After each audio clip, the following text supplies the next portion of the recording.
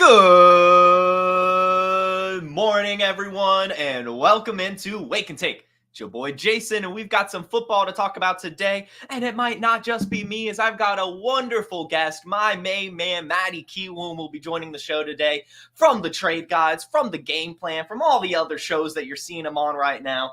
We're ready to tackle some of the trending topics from around the league. We're ready to tell you why the Trevor Lawrence contract is a mistake. We're ready to get some hot takes. We're ready to talk about Tom Brady, of course, all sorts of great stuff coming up on today's show. So make sure you take out your coffee. Make sure you sit back, relax, and get ready to enjoy the show.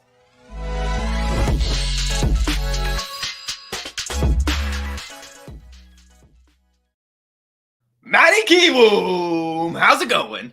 What's up, brother? Very excited to be on Wake and Take. It's a good time of year. Lots in the news. Lots to talk about. Yeah, it's nice. It's nice. It's we go through different pockets, really, where it's like, oh, there's a lot of news, there's no news, and I feel like there's never an in between where there's just like a few news stories. Like I think it's always nothing or a lot, which is they don't let the NFL doesn't let anything trickle out, right? Yeah. They just like hose on, hose off, hose on, hose off, and by the end of before we know it, football, they're gonna figure out a way to do this all 12 months to give us something. Yeah, like extend the preseason spring games like they do in college. You get the first team versus the second team. Yeah. So the Harry Snowman's in the chat. He says he drinks coffee like you do. So what was that? That little tumbler action? Yeah, I always go big. Always go the big. Because then I have the lid I can put on it if I have to hit the road. Throw the lid on it, keep it going, Nice. But usually I'm from Massachusetts, so first thing, go Celtics. Let's lock it up tonight. Game 5. Let's get that ship. No Game 5, I should say. Game 4, let's lock it up. But I'm from Mass, so I usually just go to Dunkies. Yeah, there you go. That's a smart thing. Although I'm not in Massachusetts, so I guess if I am buying coffee, I have to go to Starbucks. But I do like Dunkin' Donuts more than Krispy Kreme when it comes to the donuts for some reason. I always get weird glares. But you're from Massachusetts, you're probably not going to give me a glare. But everyone else always gets mad at me when I say that. That's the correct take. Those chocolate donuts, you know what I'm talking about? They're like all chocolate. Oh yeah, my kids love them. They go bananas when I go get a couple for them on the weekend. Those are the best. Anyway, we're not here to talk donuts as much as I'd love to. We're here to talk some football. And we'll start with just the trending topics from around the league. And, I may be the biggest Tom Brady fan here at Player Profiler, but you're pretty damn close. And a couple days ago, actually now, Tom Brady's number was retired, number 12, no longer going to be worn by a Patriot ever. An incredible ceremony at Gillette. I just wanted to give you the chance to just appreciate Tom Brady. Tom Brady he's the man. I mean, what else can I say that hasn't already been said? He's given me in my fandom a chance to experience something that probably no one really will for all that time. We'll see, what happens in Kansas City or if another dynasty develops. But 20 years of competitive football, all the Super Bowl appearances, the Super Bowls, it's fun. When you're up from this area, you get to talk a lot of smack. I tell people who aren't in the area, come and experience a parade. Don't worry, I've been to a lot. I can show you around and how to enjoy a parade. But he's the forefront. He started the whole thing back in 2001, beating the Rams against all odds, and now we're seeing more of the behind-the-scenes stuff with the dynasty, and getting to see the roast of Tom Brady, getting to see him on Fox in the main booth every Sunday. It's awesome. The guy's awesome. Tom Brady's the GOAT without question. His greatness knows no bounds. And I don't care if they give him 18 more celebratory appreciation days. I don't care. Keep them rolling out. And the fact that they did it so big the other night, it's deserving of the greatest player to ever play, the greatest team sport athlete this realm's ever seen. Tom Brady, the GOAT. It's been a wild ride, and being able to watch him on my favorite team was an absolute delight. We gotta give it up. Just the best, man. I have nothing to add there. I talked about him yesterday. Got some coffee in my throat. Anyway, Tom Brady's the best. Wish him all the best in the next step. Excited to see what he can do to the broadcast booth. I mean, I'd rather him be playing football. I would do anything to let Tom Brady play another season or 10. Like I don't care. He could be in a wheelchair Looks and I would like be it. a quarterback, and I would love it. I don't care. He could go 0 for 30, and I'd be like, yeah, let's go, Tom. Good drop back. Good footwork. So that's our Tom Brady appreciation. Thank you for that. But the bigger stories that are trending right now are kind of some of the camp stuff. And we'll start with some of the holdouts. So we've got CeeDee Lamb, T. Higgins, Brandon Ayuk, Amari Cooper, and a new one, Alvin Kamara as well, that started yesterday. Are any of these concerning to you, or are you just kind of going through the offseason motions? I'll just go through. So CeeDee Lamb, T. Higgins, Brandon Ayuk, no, none of those worry me for 2024. And then I think it gets sorted out. But I don't think either in the short term or long term, I'm not worried about any of these. I am, however, a little worried about Amari Cooper and Alvin Kamara. And the reason is, whether we think he's better or not, the Cleveland Browns traded for and extended Jerry Jeudy. Now, I am a Amari Cooper truther. He is one of my favorite players in my adult life. I love Amari Cooper, and he's been an absolute baller. But if they have their contingency plan in place, and he has to go to a new situation a little bit later in the offseason, that's not good. Don't like seeing that. And the same can be said for Alvin Kamara. They have their contingency plan. There have already been reports that they would love to see Kendre Miller have a more prominent role in 2024. And the fact of the matter is, Alvin Kamara, I don't think he's going to work on an efficiency basis. I think he needs the volume, more specifically, the volume in the passing game. He goes to a new situation here in July, or maybe even later. Maybe it's part of cuts or what have you. I don't love that for his 2024 outcome. So the younger guys, the guys that are looking for the big paydays, I'm not worried. That's just the name of the game in that stage of those guys' careers. The older guys, the guys that seem more expendable to the current team that they're on, I do worry about the Amari Cooper and Alvin Kamara holdouts. Yeah, I'm with you there. Those are the two that I could see some concerns coming from, especially like Amari Cooper, like you said, with Jerry Jeudy, Alvin Kamara with Kendre Miller, and even Jamal Williams is still there too, surprisingly. Like they have a backfield in New Orleans. They could totally move on from him. There's a very certain team that needs a running back, and probably a pass-catching running back that actually has the cap room and also probably the trade capital in the Dallas Cowboys. So I think that could be a very fun spot for Alvin Kamara if a move is imminent here. The funny thing about the Kamara situation is that he left practice yesterday. Like he's been at all of these training camps. He was at the OTAs, and just yesterday he was like, fuck this, I'm out. And I think that's kind of funny. We'll see where it leads, and hopefully he stays on the team. I think I agree with you in that he's probably not going to get the usage that he has been getting in New Orleans if he goes somewhere else, unless it's the Cowboys. So I like these older players staying with where they're at. But there's a lot of incentive for the Saints and the Browns to move on from those two older guys that are sitting. So we'll continue to see that develop over the offseason along the lines of camp. Is there any hype that you're buying right now? All sorts of players are starting to bubble up. Anyone in particular? The camp hype's awesome, and I love the videos now that we get so much highlights, and there's only a few things to really look for in that regard. But the hype that I'm definitely buying is Malik Nabers. When to move the way he moves, to separate the way he can separate and be that size, he's going to be a problem in the NFL. He is going to be good right away. I'm loving the hype I'm seeing from him.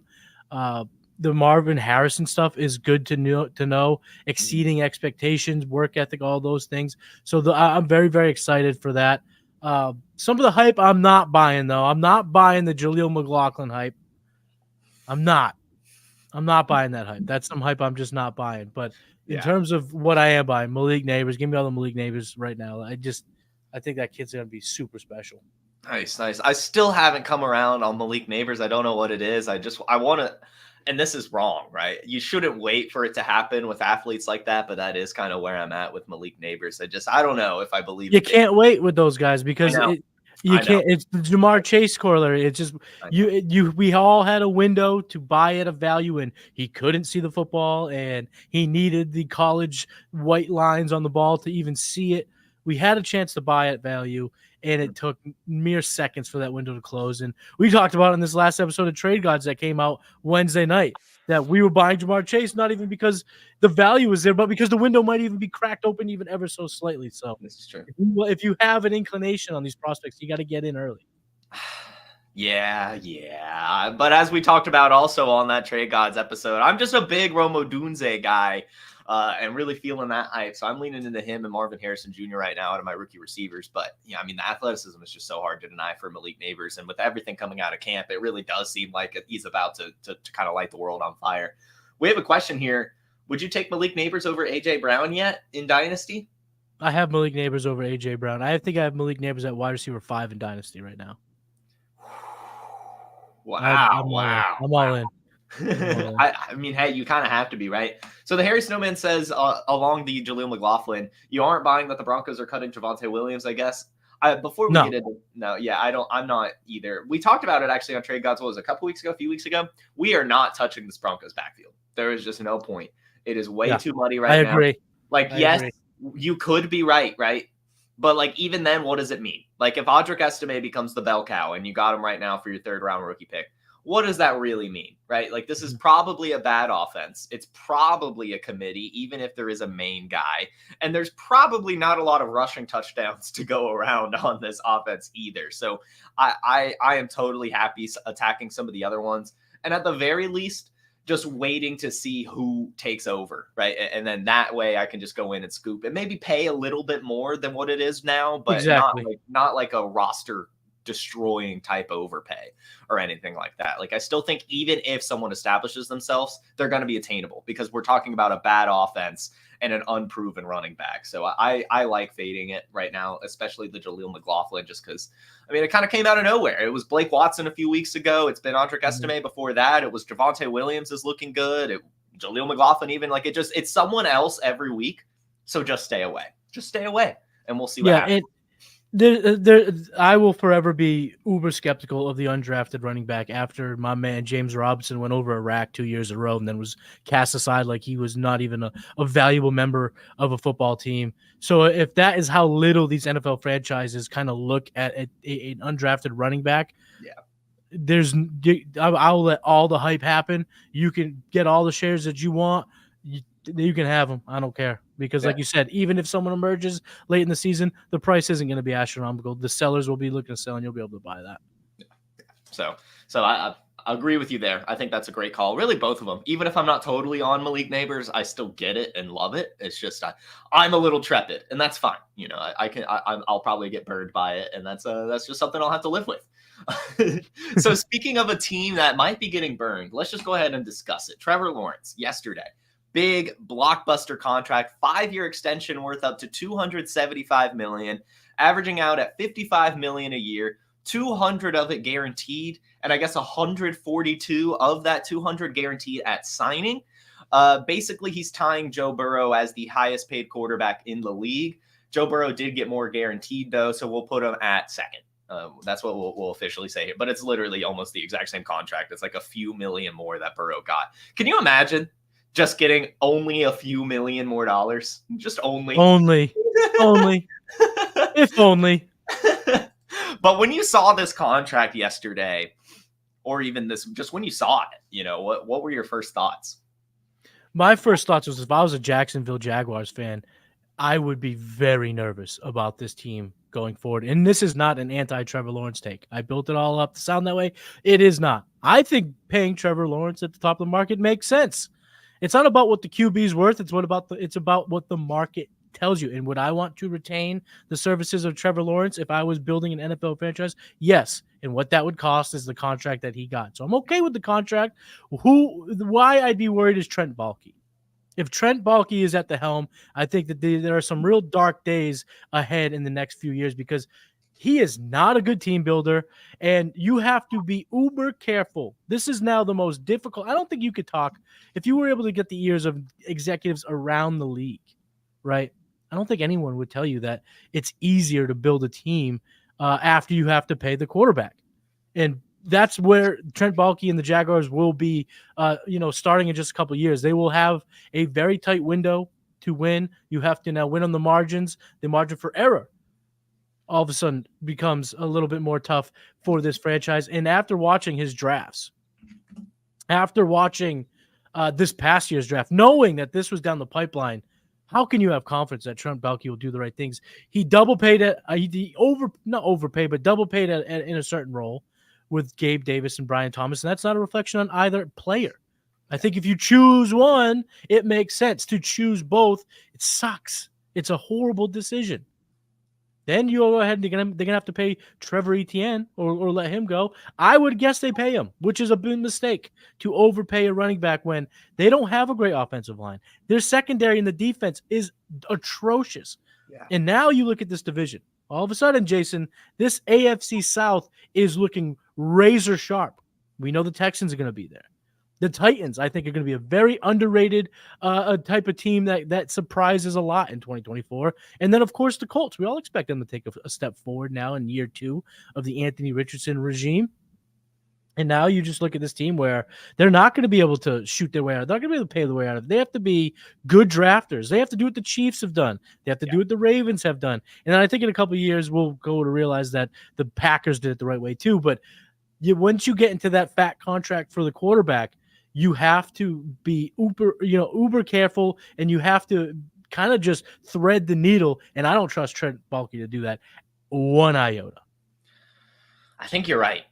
I really think you're right. I don't have too much to add because if you look at Super Bowl winning quarterbacks and their salary cap hits, the highest paid quarterback to ever win a Super Bowl was Patrick Mahomes last year with a $36 million cap hit. And we're seeing that contract be a really good deal now as it's kind of unfolding in this current market. The next highest paid quarterback to win a Super Bowl was Tom Brady with the Buccaneers at a $28 million cap hit.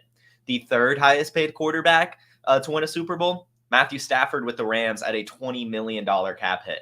This is a $55 million annual salary. That is not a lot of money to play around with outside of Trevor Lawrence. Yes, I agree that you need to lock down your quarterback. And maybe things will change, right? Like, this is the current market. Like, I'm sure we will see a very expensive quarterback win a Super Bowl at some point, but it's so much more difficult when you do that. Trent Baalke, he was sent away from San Francisco as their general manager for a reason. And he's kind of had a hard time getting a job for a reason. It took him 4 years after San Francisco to even get another job in the NFL. He was unemployed from 2016 to 2020. That's how bad it went. Right. So I am with you. I think it's going to be very tough. Could it happen? Sure. Like you said, they could draft right. They could bring in the right cheap free agents. But that's the thing. They have to be right every single step of the way now. And they're already in such a competitive division. In a competitive AFC conference, it's going to be so difficult to get this team built up with so much money tied up for Trevor Lawrence. And Trevor Lawrence, as good as he's been, hasn't been like Patrick Mahomes where he can carry a roster without wide receivers. Like, they're going to still, like you said, they paid Gabe Davis. They've already paid Christian Kirk. They brought in Brian Thomas Jr. Like, if he pans out, they're going to have to pay him. And then it's just one wide receiver. So, I mean, they need Brian Thomas to pan out on his rookie contract for sure for this to be worth it. And I'm very curious to see how it plays out, especially for the rest of the quarterback contract. Like, now Dak Prescott, Tua Tagovailoa, they're looking at their agents, they're looking at their front offices like, I want more than Trevor Lawrence. I've done better than him. And that's a big issue. It's there's a lot of kind of moving parts in this. But I think that we're both on the agreement here that it's probably not a good move for the Jaguars in terms of their future. It's going to be very, very hard to find success. And this is because of who they have at the helm. You can be successful with a quarterback like Trevor Lawrence. But I'm looking at the chat here, and you know, Harry Snowman says that Thomas is going to replace Zay Jones. And I understand that the roles aren't as redundant as maybe it seems on the surface, but why overspend? This is massive draft capital and massive amounts of money to get two play. Like, you could do this better. And that's my point, is that Trent Baalke is not suited to put together a winning football team in the NFL. For fantasy purposes, you know, do I like Trevor Lawrence this year? I'm a little bit higher on him than I think consensus. I do think he could perform with this weaponry. I love Evan Ingram. I'll always be a Christian Kirk truther. I love Travis Etienne, despite a lot of people being down on him. So this isn't a fantasy hate. This is a strictly NFL hate and not even hatred, just the what do you call it? The naysayer. I'm not a believer in Trent Baalke, and I am not a believer in what he's done. And I think the signs are there that this will be a bad for them. And unfortunately for Lawrence, it will be put on his shoulders. He'll be called like, oh, you know, he's a quarterback, can't live up to the $55 million. I get all that. And I don't blame that, but it's going to be the fact that they didn't build it the right way. Look what the Chiefs have done, making sure that the trenches were always strong. The defense was really, really good. Ravens, same way. And then you look at the Jaguars. Iffy offensive line. Defense isn't going to be any good. Secondary is going to be Swiss cheese. And I think that's going to ultimately be the failure. They're going to have to nail the draft in these next few years to get themselves ahead of the AFC South. Yeah, no, that's exactly what it is. So again, this could work out for them. It's just going to be very, very difficult. They've got to get everything right from the draft to free agency to everything, really. Injuries also were going to have to fall their way because they're not going to be able to bring in someone very easily with not having much salary cap, so much tied up with him. Now, the Harry Snowman's pointing out that they could maybe push the contract down the road or something with whatever, like void years, whatever. Like, obviously, the NFL teams have figured out weird cap magic tricks for sure and everything, but still, that's a huge cap hit for your quarterback. But I don't think Trent Baalke is going to find those correct moves. That's my point. No, they get a guy that, they get a hot shot at the team builder at that position. All this is correct. They're not wrong. It's just Trent Baalke. I don't have any faith that he's going to be able to navigate those waters. Yeah, and I like that take.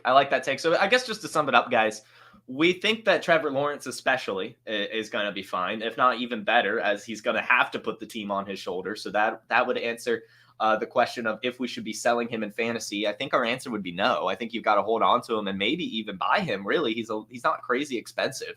But yeah, for the NFL, it's just like, how are they going to fill up the rest of the team? They already have a shoddy defense. They already have an okay offensive line. Like, where can they allocate their resources now? Like, it's going to be very tough to figure out. So it's going to be hard to bet on them ever to be a Super Bowl winning team. Could they make the playoffs? Sure. Could they get some winning games? Sure. But, it's the Super Bowl they're looking for in terms of the NFL. But either way, get them in fantasy.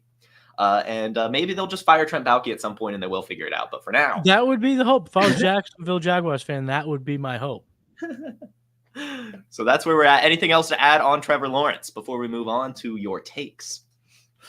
No. I like Trevor Lawrence. I think he's a good quarterback. I think there's still something to unlock in that offense and with that team. But we'll see how it pans out this year. Cool. I'm also starting to get a little. I don't know about you, Jay. I'm getting a little excited about this. Feels like there's a Brian Thomas slide, and he might just slide right into where I'll be okay taking him. I was not happy selecting him as wide receiver, 4.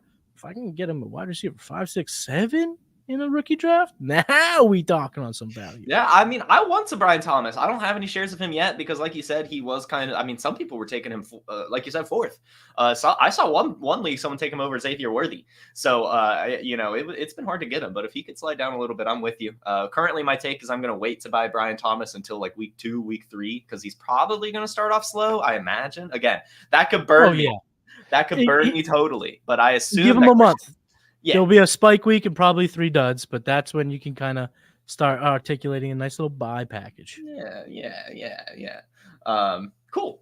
Well, that's some very good takes on the Jaguars. Before we get into your hot takes, undervalued offenses, sleepers, buys, sells, flag plants, and just a hot take in general, let's hear a little bit about the Dynasty Dominator. Now, I know many of you are looking for a secret weapon for your Dynasty League, and I have it. It's called the Dynasty Dominator app. You go to the App Store, go to Google Play. It's right there. It's $5 to download, and then every year it's $5 to load the next incoming class of rookies. You can add Superflex, add tight end premium. It's incredible because it allows you to look up players. It allows you to vote on whether a player is a buy, hold, or sell, and then see the market sentiment on that player. And you can compare their lifetime value rating from PlayerProfiler to their Dynasty ADP at the FFPC, all in the price lookup tool. And beyond that, we have a trade analyzer, so you'll never lose another Dynasty trade again. And in our settings, you can set this is a win now team, this is a rebuilding team, and then we let you compare players. Look at their metrics side by side, prospect metrics, NFL metrics. It's all there. It's $5 in the App Store. There's some add-ons for Superflex and to buy the upcoming rookie class. Every year, you're going to spend $5 on this thing, and it's going to be well worth it. Go get the Dynasty Dominator. It's awesome. Awesome app. Really help you dominate your leagues. Matty Kiwoom, speaking of dominating, what's an offense that we can get for really cheap right now? Really, any of their weapons, a little sneaky offense for fantasy football next year. I have 2 actually right now. The Pittsburgh Steelers and the Tennessee Titans. Okay. The Pittsburgh Steelers, I mean, their best, their highest rated asset, the most expensive asset is George Pickens. Mhm. But after that, I mean, Najee Harrison, I'll talk a little bit about him, later in the show. He's a little bit depressed in terms of price. Jalen Warren, his price is down. Pat Freiermuth is coming at a discount. Roman Wilson, Russell Wilson, Justin Fields. We talked about him in Dynasty on the trade gods. There's just a lot of value to go around for the Steelers. And then the Titans, I mean, you've brought up D-Hop on trade gods, why he's a value right now in Dynasty. Calvin Ridley, Tyler Boyd, the offensive line upgrades, these were all brought in. That'll help Will Levis, who's going off the board around quarterback 25 right now. Yeah. So that's value. There's just a ton of value, I think, in Tennessee. The running backs kind of both drag each other down in terms of value. Someone's going to be pretty good in fantasy. Yeah. So, yeah, there's risk. That's why the value is down. But I think they're a little undervalued. Now, I'm finding my underdog drafts. I'm finding some of my mocks that I'm doing as I prepare for redraft season. That's just a few weeks away. And I'm just finding myself having a lot of those players from those teams because, give me the Roman Wilson a little bit late. Yeah, give me Pat Freiermuth as my tight end 2 or my tight end 1 if I decide to go uber punt. There's a lot to do with these offenses, and I think they're going to be better than expected. Yeah, no, I'm with you on both of those offenses, especially the Titans. That's actually, I had Memphis and John Laub on last week, and both of them chose the Titans for their sneaky offense. I love that one. Really, every single piece. I think both those running backs will be successful. I think all those wide receivers down to Tyler Boyd will be successful. And, of course, scooping up Will Levis. And same thing with the Steelers. Say what you want about Arthur Smith, but he was a pretty damn good coordinator in Tennessee, and all of those players got some good fantasy points. I'm buying Justin Fields. And Roman Wilson, of course. I think the Najee's a good call. I think he's going to get run into the ground this year since they didn't pick up that 5th-year option.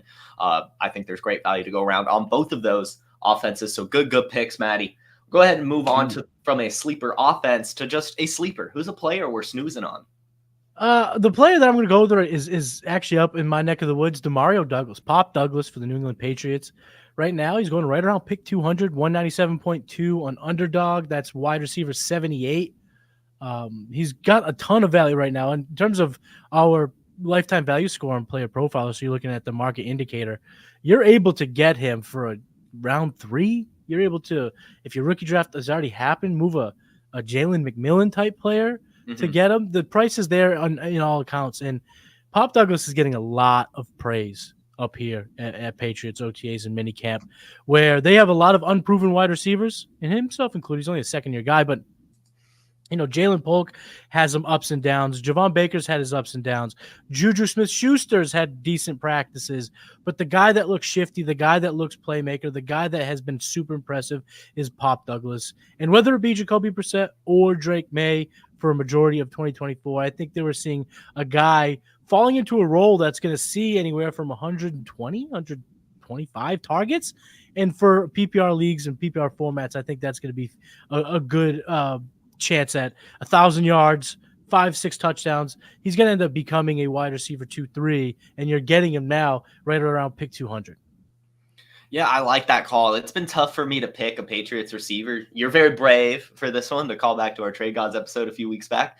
It's tough to choose some of these murky situations, but Demario Douglas, I feel like, is an easy pick in New England. Of course, last year he had the 78 targets in only 14 games, but really he didn't crack 50% snaps until week 7 onward, where he really did start to get that usage. He had multiple 9-target games, an 8-target game, was really, really utilized. We're hearing from camp that Drake May sees a lot of Josh Downs at Demario Douglas. That was his favorite target at North Carolina, said he's noticed the twitchiness and all of that stuff that Josh Downs had. So sounds like it's a favorite target of his already at camp. I'm sure Jacoby Brissett sees a lot of the same stuff. This has been a player that dominates target share even back to college, with a 30% target share at Liberty. I mean, the dude, has been really, really good, hard worker, part of the previous regime as well. So Jerome Mayo's probably already a little familiar with him. With Kendrick Bourne less than 100%, with Juju Smith-Schuster never doing anything. KJ Osborne's KJ Osborne, I like that call. And he's super, super cheap right now.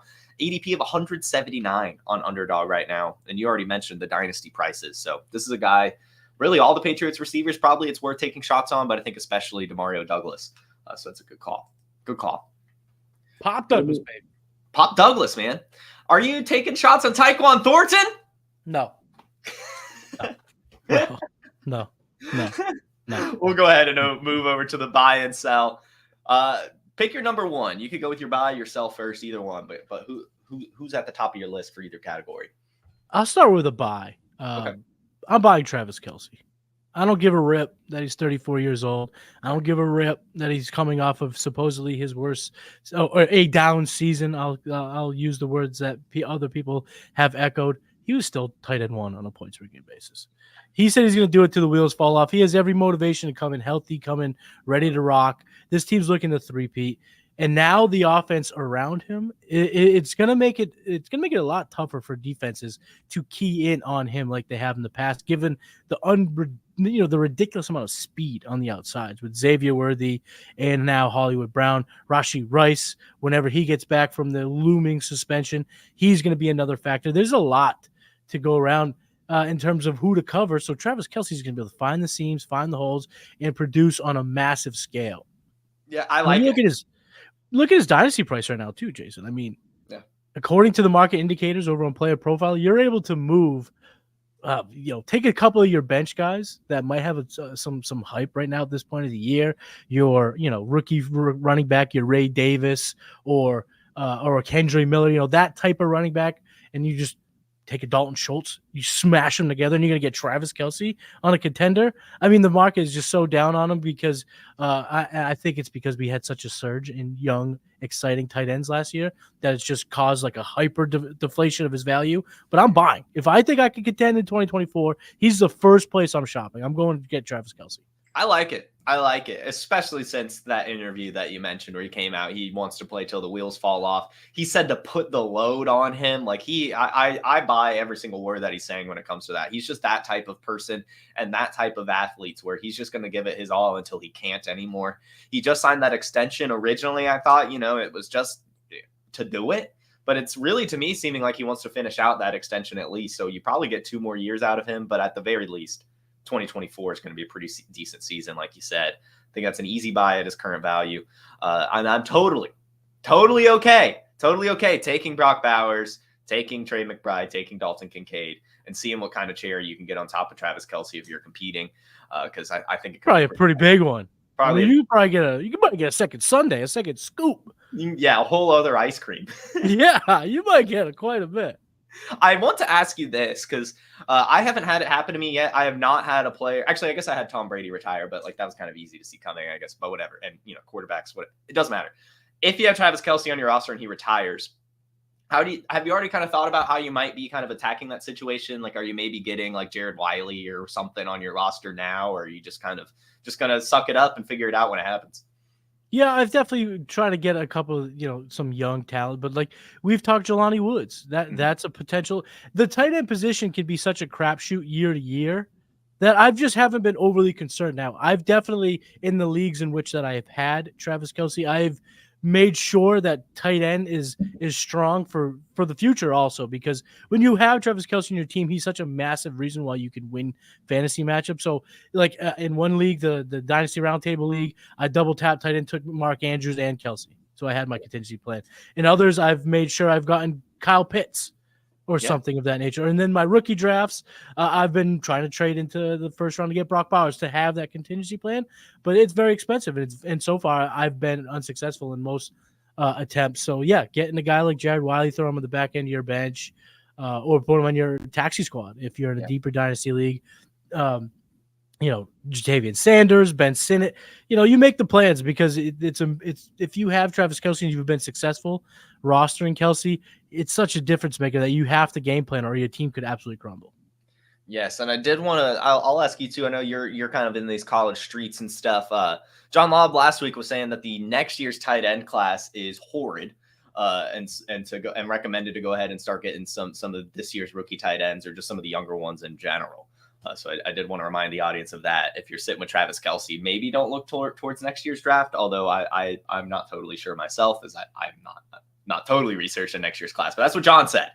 I'll take his word. John knows his stuff. John definitely knows his stuff. The only thing I would caution on a blanket statement like that is, did any one of us give a rat's ass about Ben Sinnott a year ago? No.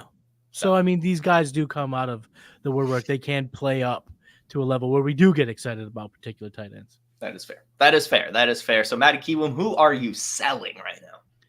For me, and I've said it before on many shows, and I'll keep yelling this atop the tower. Sell Devon Achane right now. Yes. The market on Achane is so high. Whether you believe in his talent or not, or if you're enamored by that 50-point game or not, you're able to down tier at running back and get such a nice secondary piece. Like, you're telling me right now you wouldn't mind going from Devon Achane to Jonathan Brooks if that meant you could add a difference maker like Mark Andrews? Like, this is the type of value you're getting for a player. And again, I'll say it. His red flag was that he was too small. He'd get injured. And what he do? He gets injured twice, and we're going to propel his value. Feels a little crazy to me. I know he'll have spike weeks. I understand it. But will they come when it matters most? I don't believe it. I don't believe that Devon Achane is worth the price that it costs right now. So I am selling him all over the place because the return is just too much, Jason. Come on. I mean, the wide receivers you're able to jump into and potentially get a second-round pick on top of it is banana land. Mm-hmm. Banana land.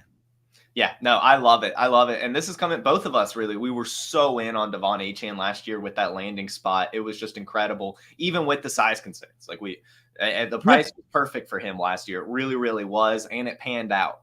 Now the price is not perfect, and we talk about it. We don't hate players, we hate prices, right?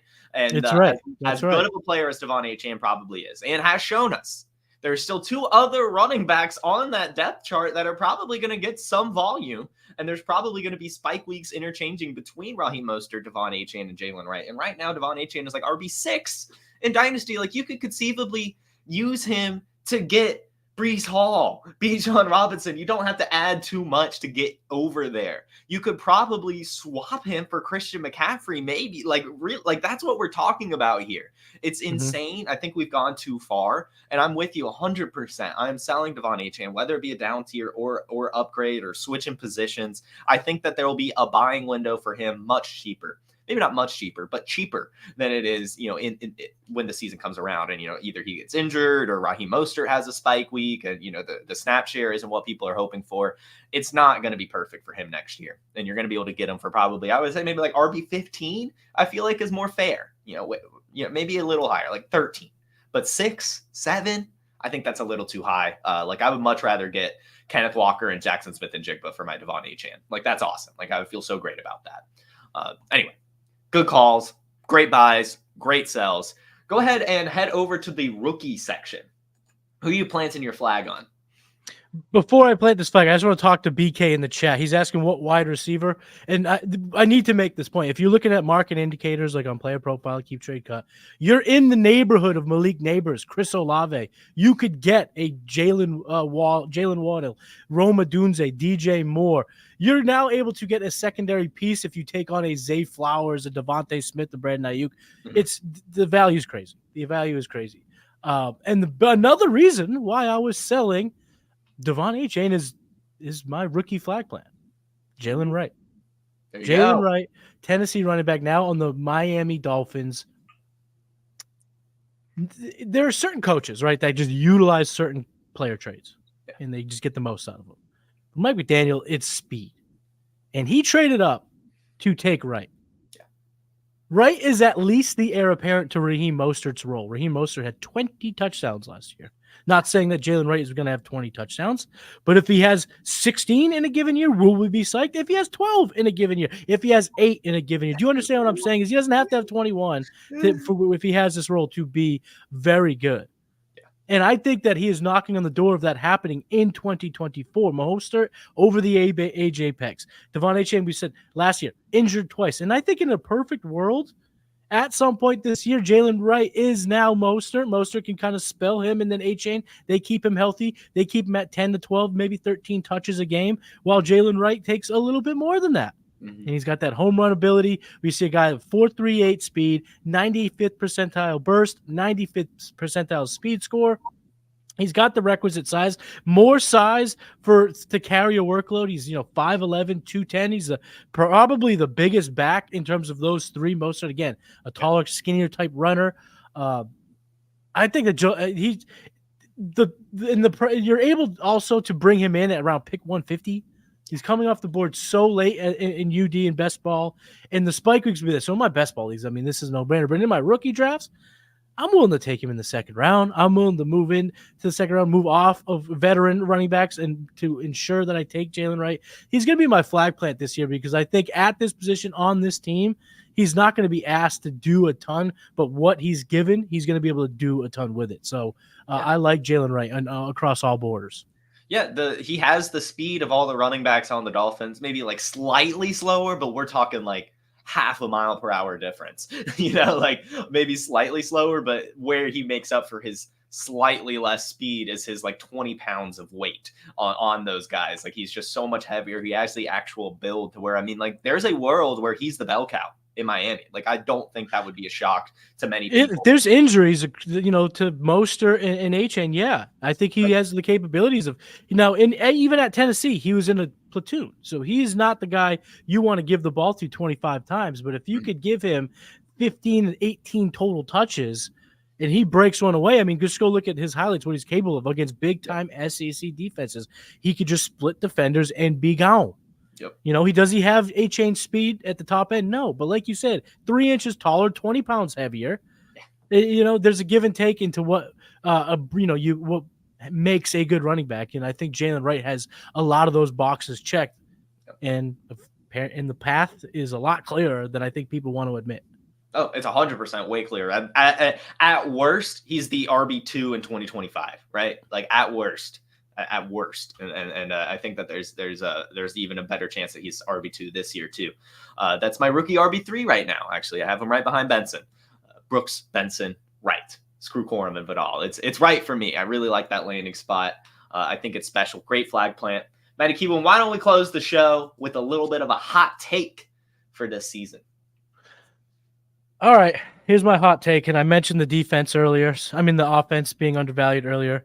Not only is Najee Harris a running back 1 in 2024, Najee Harris is a top 8 running back on a points per game basis in 2024.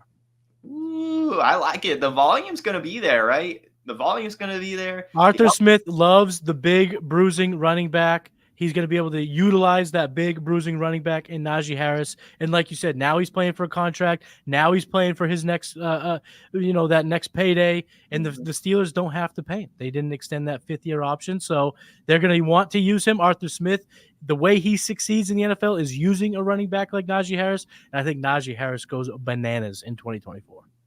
I like that call a lot. And audience, just so you know, in the Trade Gods League, Matty Keewan did put his money where his mouth is. He gave me DK Metcalf for my Najee Harris. It was a fun trade. Very fun trade. I got the wide receiver. He got the running back. And I think it'll work out for both of us. I really do. I think that's a really good and bold call on Najee Harris. A really good one, though. I like it a lot. Good call. Good call. Matty Keewan, that's the show. That is the show. Baby. I think we answered every question while going through, but let me just double check, go through, see if we have any questions to answer. Nick Take Jake says that Cade Stover is a sleeping tight end that we haven't really heard much of. Are you in on the Cade Stover action? I love Cade Stover, the prospect. My issue with him right now is that Brevin Jordan's getting a lot of praise out of Texans camp. And, of course, Dalton Schultz was brought back after performing for them last year. So I just don't know if there's a room for a guy at a position to really be relevant in the near future.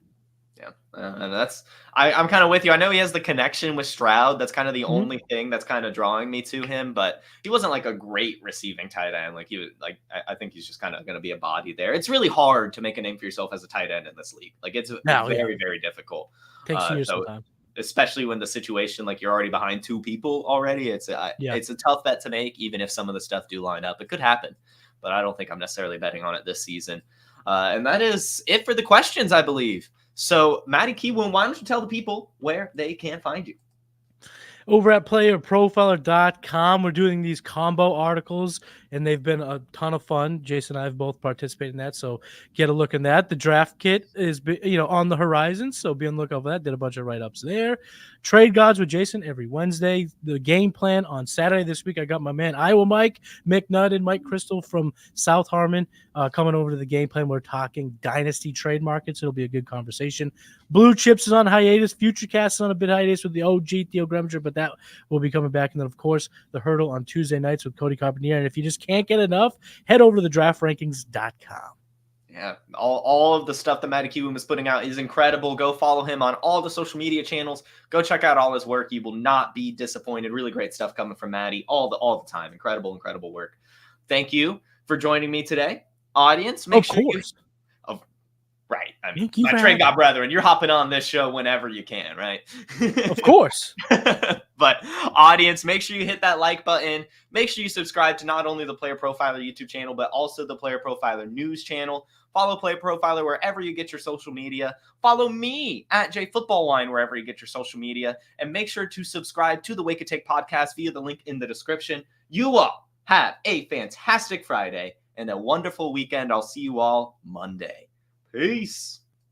Hey, I want to take a moment to thank you for tuning in. It's important to me that all of our media be free. This is only possible because of you allowing a true independent sports media enterprise to thrive unlike any other in the business. So please subscribe to the All In Package to continue to make all of this possible, to ensure that all of our stats, information, data, content is available to you, especially you, the people that get the site and get the show.